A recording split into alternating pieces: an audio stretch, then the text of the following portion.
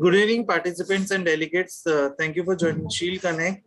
So today we have 1 minute, Dr. Prerna Keshan Agarwal, and ma'am is going to take topic targeting vaginal microbiome for urogenital and reproductive health.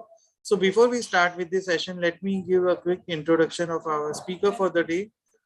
So ma'am is a consultant and obstetrician and gynecologist, in infertility specialist and laparoscopic surgeon in Horizon Maternity and Fertility Clinic in Tinsukia, Assam. Ma'am is life member of Indian Society of Assisted Reproduction, FOXY, IMA and POS Society of India.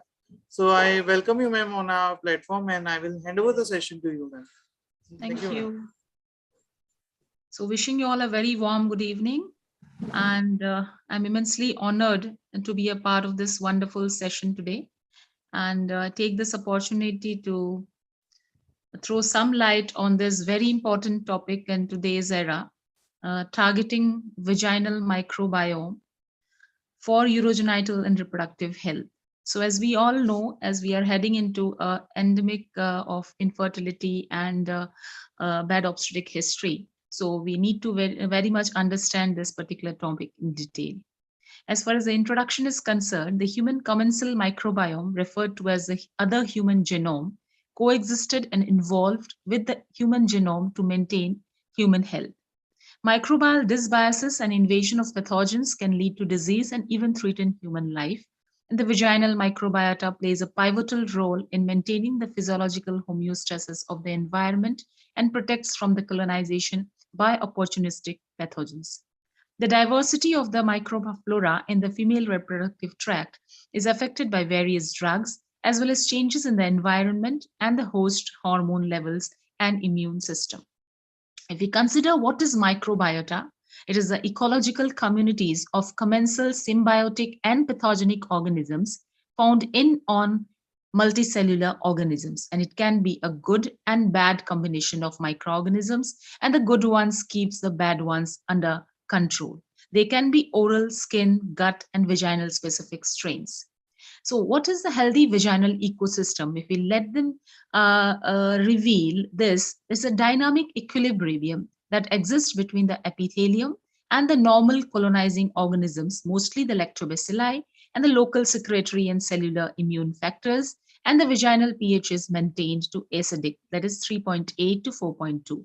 This creates an unfavorable environment for the pathogens. Now, the organs in the area where the microbial colonization of the female genital tract can happen, this is somewhere around the endo and the actocervix and the vaginal wall epithelium and the labia majora and the minora in and around the vestibular area.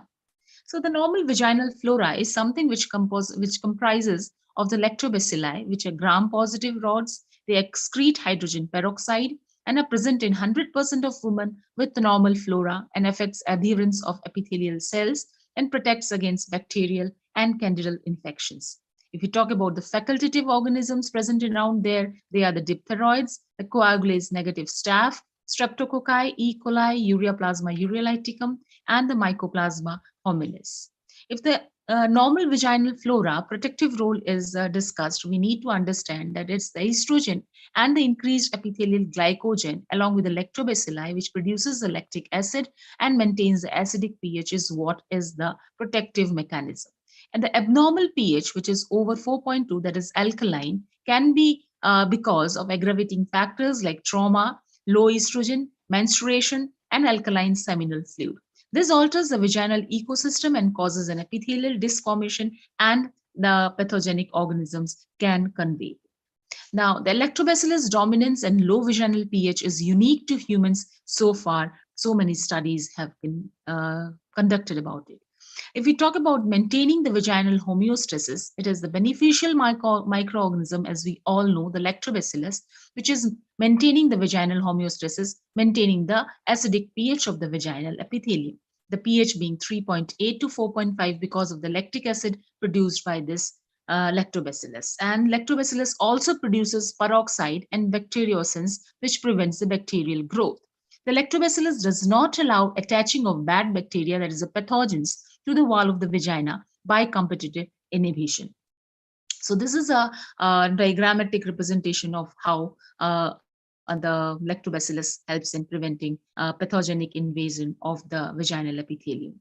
Now, if we consider the factors that is associated with vaginal dysbiosis, we have to consider the environmental characteristics of the healthcare provider actions like lubricant use, antibiotic administration, inadvertent antibiotic administration rather, and the host genetics and host demographics, what is the age, ethnicity, and the behavioral characteristics like the sexual activities, smoking, hygiene activities, etc., which all imposes upon the composition of the vaginal microbiota and the vaginal pH. Now, if we talk about the abnormal vaginal microbiota, it is something where there is a loss of lactic acid producing lactobacilli and the higher proportion of facultative Gardnerelli vaginalis and strict anaerobes, and the pH becoming alkaline, that is less protective. And it's correlated with a higher Nugent scores, that is the score which is used in the bacterial vaginosis diagnosis, and a Nugent score of 0 to 3 is a normal vaginal flora, a Nugent score 4 to 6 is an intermediate flora, and above 7 to 10 is a Nugent score that considers bacterial vaginosis. And bacterial vaginosis, as we all know, is something which is so much so relevant in our obstetric practice today with preterm birth in pregnant female, independent of other risk factors. Altered vaginal microbiota or the flora leads to urogenital problem, as we all know, that is vulvovaginal candidiasis, bacterial vaginosis, urinary tract infection, and pelvic inflammatory diseases. If we come to the causes of vaginosis, the most common, 40 to 50% of the cases, is bacterial vaginosis, 20 to 25 is the vulvovaginal candidiasis, and 15 to 20% of the cases account to trichomoniasis. The non-infectious causes are almost as less as 5 to 10% of the cases. Now, if we consider bacterial vaginosis, this is something which has been discussed so far so much in the name of the condition in women where the normal balance of bacteria in the vagina is disrupted and replaced by an overgrowth of certain bacteria. It is sometimes accompanied by discharge, odor, pain, itching, or burning. This is a picture where we show the bacterial vaginosis infection and is a polymicrobial clinical syndrome resulting from replacement of the normal peroxide producing lactobacillus in the vagina with high concentration of anaerobic bacteria, most commonly associated with Gardnerella vaginalis and Mycoplasma hominis. Bacterial vaginosis produces homogeneous thin white discharge. And the diagnostic consideration are mainly clinical criteria on gram stain. The clinical criteria is that the vaginal walls are stained with white discharge and smoothly coated with homogeneous thin discharge, and the presence of clue cell, which is diagnostic, the epithelial cells with borders obscured by small bacteria on microscopic examination, and the vaginal pH fluid meaning more than 4.5, that is alkaline. There is a fishy odor of vaginal discharge before or after addition of 10% KOH mount, that is a whiff test. There is a very diagnostic of bacterial vaginosis. For mixed infections, Gardnerella is the major bacteria involved and can be identified by the formation of clue cells. These are the clue cells as shown in this particular diagram. If we talk about Trichomonas vaginitis, it is caused by the protozoa Trichomonas vaginalis, and many infected women have symptoms characterized by diffuse malodorous yellow-green vaginal discharge with vulval irritation. However, some women have minimal or no symptoms. And if the diagnostic considerations are required, it is usually performed by microscopy of vaginal secretions and is sensitivity of approximately 60 to 70% and requires immediate evaluation of wet preparation KOH mounts. Culture is more sensitive and specifically commercially available method of diagnosis. In women with trichomoniasis, if it is suspected but not confirmed by microscopy, vaginal secretions can be cultured for diagnosing Trichomonas vaginalis presence. The DNA probe test, which detects genetic material DNA of the Trichomonas organisms, this is a test which is rarely needed to identify, and Trichomonas is usually available only in the research studies. The vulvovaginal candidiasis, as far as concerned, we all know it's caused by the Candida albicans and is also occasionally caused by other Candida species or yeast. An estimated 75% of women will have at least one episode of vulvovaginal candidiasis, as we all encounter in our day-to-day clinical practice, and almost 40 to 45% will have recurrent ones, more than 2 or 3 episodes. On the basis of clinical presentation, microbiology, host factors, and response to therapy, the vulvovaginal candidiasis can be classified as either uncomplicated or complicated. This is very important to know which are the VVC that are uncomplicated and which are the ones which are complicated, because 10 to 20% of women who have complicated VVC suggested diagnostic and therapeutic considerations in a very diligent manner. Vulvovaginal candidiasis, the typical symptoms include pruritus, vaginal soreness, dyspareunia, external dysuria, and the symptoms are definitely not specific for VVC, but they're abnormal vaginal discharge, which looks like white and curdy, cheesy vaginal discharge. If we talk about uncomplicated and complicated VVC, the uncomplicated ones are those which are sporadic or infrequent, mild to moderate in VVC, and they are likely to be the causative organism being Candida albicans. And these occur in women who are non-immunocompromised.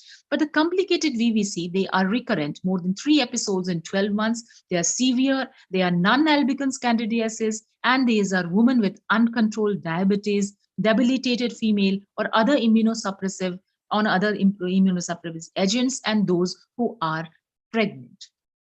We talk about uncomplicated VVC. The diagnostic criteria are usually clinical, and they can be external dysuria, vulval pruritus, pain, swelling, redness, etc. There can be vulval edema, fissures, excoriations, or thick curdy vaginal discharge, and a demonstration of Candida mycelia, wet mount, KH wet mount, and yeast pseudohyphae on a KH mount with a mycelia in each pseudohyphae. This is what is very diagnostic of Candida, and a normal vaginal pH, wherein in BV we get an alkaline vaginal pH. In vulvovaginal candidiasis, the pH is usually acidic. This is a very diagnostic film of mycelia and Candida hyphae.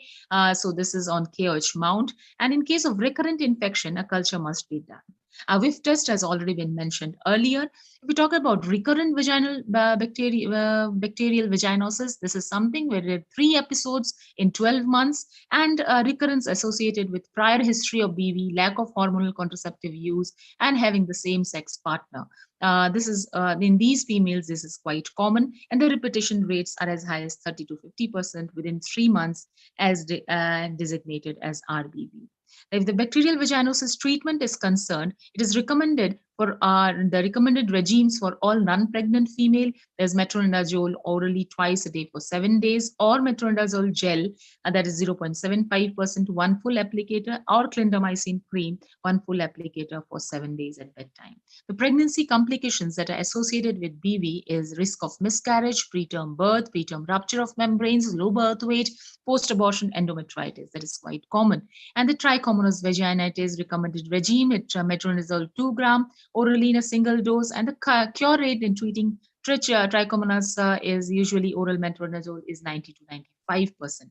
An alternative regime of metronidazole with 500 milligram orally twice daily for 7 days can also be used. And a follow-up is unnecessary for men and women who become asymptomatic after treatment or who are initially symptomatic. But the management of the sex partners is very essential, as it's a sexually transmitted infection, and it is instructed to avoid and abstain from sex until their sexual partners are cured. The Trichomonas vaginitis, a special consideration, have been associated with adverse pregnancy outcomes, particularly premature rupture of membranes, preterm delivery, and low birth weight. And this can be treated with 2 grams of metronidazole in a single dose. And if there is no evidence of harm of the fetus, but well-controlled studies among pregnant women have to be conducted. And the vulvovaginal candidiasis treatment of uncomplicated ones is with the azoles, and typically applying azoles are more effective than nystatin. And if the recommended regimes for uncomplicated VVC, we can use clotrimazole 1% cream per vaginally, 5 gram, or clotrimazole 100 milligram vaginal tablets for 7 days. And vulvovaginal candidiasis complicated ones also have a longer duration of therapy, 7 to 14 days of topical therapy, as well as oral fluconazole every third day for a total of 3 doses. The maintenance regime in complicated VVCs is oral fluconazole weekly for 6 months in the first line of management. If we look at complicated VVC and severe VVC, Vulvovaginal Candidiasis, there is vulval erythema, edema, excoriation, and fissure formation. Is associated with lower clinical response rates in patients treated with short courses of topical or oral therapy. And the compromised host, where there's underlying debilitated medical conditions, they do not respond to short-term therapies, and so effective, correct modifiable conditions should be made. More prolonged therapies recommended, and conventional antimycotic treatment is necessary. In pregnancy, we always use topical azoles for 7 days, and it is recommended in all trimesters of pregnancy.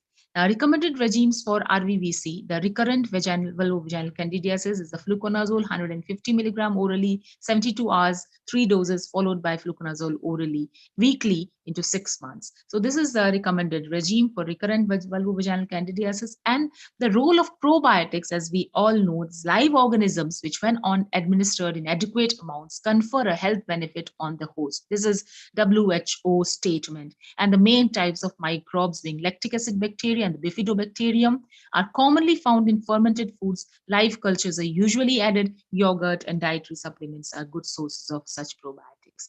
Advantages of probiotics contains that they contain lactobacillus, which can be used for a longer period of time, and there is an alternative to antibiotics, inadvertent use of antibiotics, particularly within the context of high infection recurrence rates, and as a possibility of harnessing specific bacterial strains in order to prime the vaginal microbiota in the pre and periconceptual period. The mechanism by which the probiotic works on the vaginal epithelium is this. We can very well understand that the competitive and cooperative nutrients between the lactobacillus and the initial intestinal and the microbiota. That is, this is a diagrammatic representation of this mechanism of action, and we can. The rationale to use probiotics is that there is a clear hypothesis about the role of lactobacilli. As we all have known by this now, that the lactobacilli produces lactic acid and keeps the vaginal pH acidic, as well as produces peroxides, which are bacteriocins, and there's clearly established protective role of lactobacilli. These are predominant in the vagina, and the application can be topical, it can be oral, and it is easy to perform clinical trials and already available treatment. So ideal treatment with the probiotic is to provide Indian genomic specific strains, vaginal specific strains, and maximum colony forming units of 10 billion CFU. So these are particular studies which advocate the use of probiotics in bacterial vaginosis and to prevent further pregnancy complications. So to conclude, the use of probiotics in prevention of UTI is promising and should be used carefully and cautiously, and only on the basis of strong scientific evidence. Response is species specific, and the success of one species of lactobacillus in a certain application does not imply that all related strains of these species will be capable of producing a comparable response. An abnormal vaginal microbiota composition has been shown to lead to preterm births, miscarriages, and problems with fertility. Studies have suggested that dysbiosis reduces successful early pregnancy development during IVF, and the women with an abnormal vaginal microbiota are roughly 1.4 times less likely to have a successful early pregnancy development after IVF treatment when compared to women with normal microbiota. So this clearly shows the immense use of pre-probiotics in maintaining the vaginal microbiota for reproduction and fertility issues. So I thank you everyone for your patient hearing, and have a warm and pleasant evening. Thank you. Thank you, ma'am, for giving all this information. So let me check if we have any query in the participants question section. Let me check 1 minute.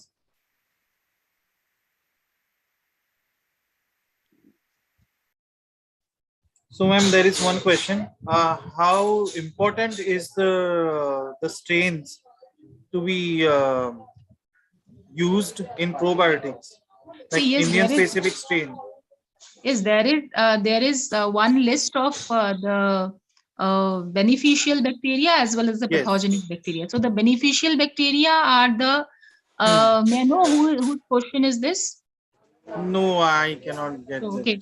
So the beneficial bacteria are the lactobacillus and the bifidobacterium, and the pathogenic bacteria are E. coli and Gardnerella and Candida and all these.